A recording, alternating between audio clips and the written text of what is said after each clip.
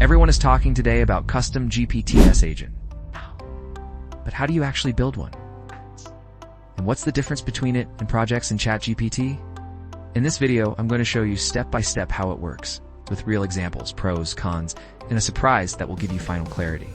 Because instead of repeating explanations over and over, your agent already understands you, functions as a personal assistant, and saves a lot of time.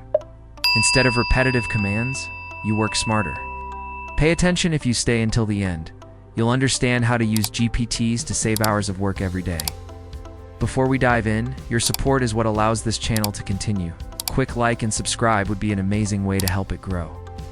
At SmartAiDigi, we reveal all the tools and secrets that will save you time and boost your skills. A small disclaimer before we begin. Creating a custom GPT requires a PRO subscription to ChatGPT from OpenAI. As long as you have that, you can follow along. So let's get started. To create your own GPT, go to the ChatGPT website. You can click the link below, and there's also one in the description. When you get to the site, you'll see the familiar ChatGPT interface, but now we won't use that. On the left side, in the sidebar, there's the Explore GPTs option. Click it. This opens a collection of all the custom GPTs. This page will look at some examples others have created. For example, Consensus, a GPT trained on academic papers and peer reviews. So theoretically, you get higher quality answers. Another example, Humanize AI. It helps you get more human-like content. It transforms AI-generated text into prompts to get started. In the text field below, I type, I would like to make a new GPT that helps people with recipes for nutritious meals, and send. The GPT builder replies, Great. How about we name this GPT Nutritious Kitchen? Would you like to go with that? Or would you prefer a different name? Sounds good? I type that sounds great and send.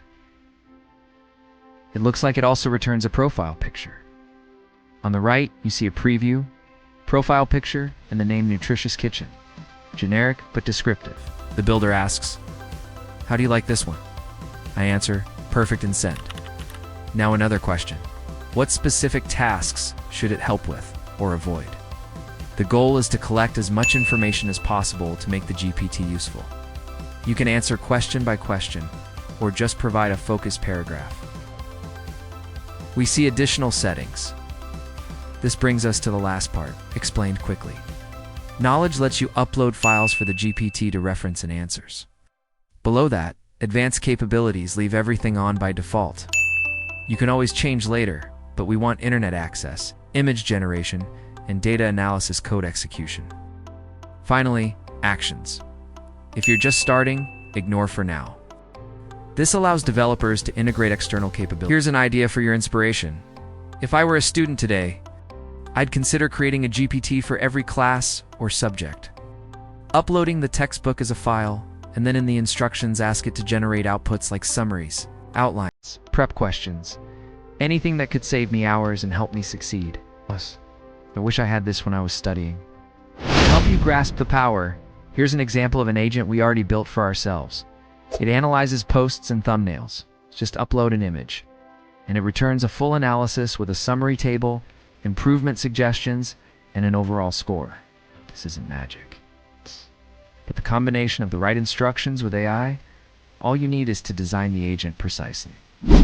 One question that comes up again and again is, what's the difference between a GPT and just a customized chat? The main difference.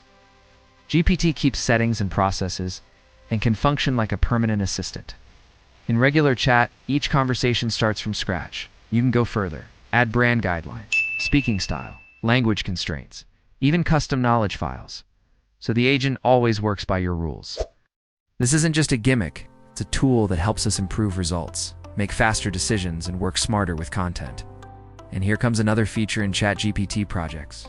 And you ask, what's the difference between a custom GPT and a project? Projects let you save all conversations, files, and settings around one topic in one place. It's like a smart folder that contains all your work. GPTs are fixed agents with identity and rules. Projects are more about workflow continuity. In GPT, you define an agent once. In a project, you preserve ongoing context.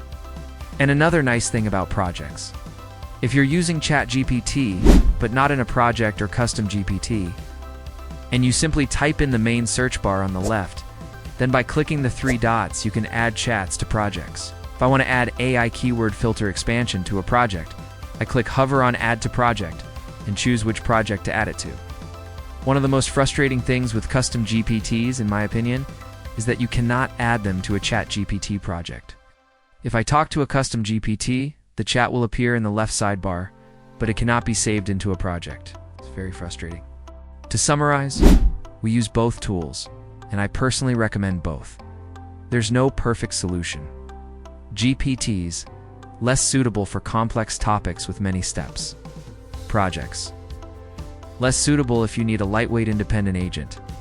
Each has its uses, for the reasons I mentioned. Want more game-changing AI tools like this? Hit follow, tag a friend, and drop the word tools in the comments. I'll send you the full list straight to your DMs. Keep pressing pause to grow smarter. See you in the next one.